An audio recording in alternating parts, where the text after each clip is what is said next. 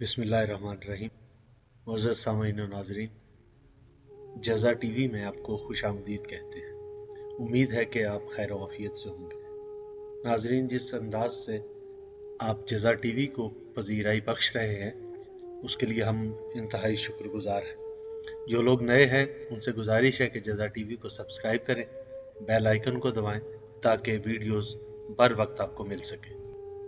नाज़रीन, आज की वीडियो में हम आपको बताएंगे कि सूरज में हरारत और चांद में ठंडक क्यों है, सितारा तारिक क्या है और इसकी खासियत क्या है, क्या जिस मिट्टी से आदम को खल्क किया गया उसी मिट्टी से खजूर को पैदा किया गया। नाजरीन, ये चंद एक गुजारिशात हम आपकी बेहतरीन समातों को नजर करेंगे। मोहम्मद बिन मुस्लिम ने इमाम मोहम्मद बाकिर अलैहिस्सलाम से अर्ज किया, मौला मैं आप पर कुर्बान, क्या वजह है कि आफताब में बहुत ज्यादा हरारत है?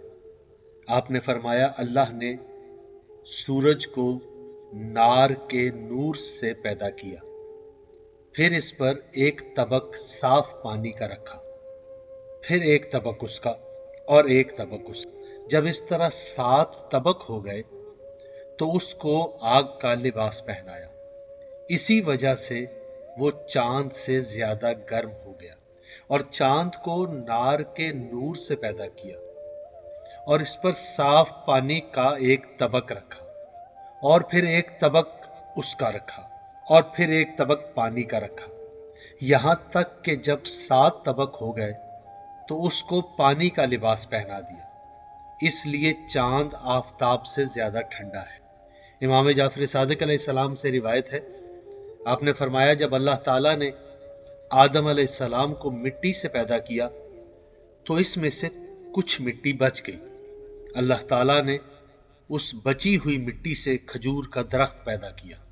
इमाम जाफर सादिक अलैहिस्सलाम फरमाते हैं, इसी बिना पर अगर उसका सर काट दिया जाए तो वो पनपता नहीं, और यही वजह है कि बगैर नर के उसमें फल नहीं लगते।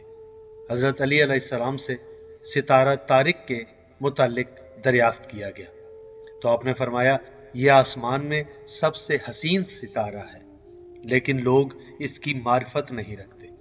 इसको तारिक इसलिए कहते हैं कि इसकी रोशनी आसमानों को चीरती हुई 7वें आसमान तक जा पहुंचती है और फिर वहां से पलटती है और अपने मकाम पर वापस आ जाती है। नाज़रीन, उम्मीद है ये चंद गुजारिशात आपके इल्म में इजाफे का सबब बनी होंगी। अपना बहुत ख्याल रखिएगा।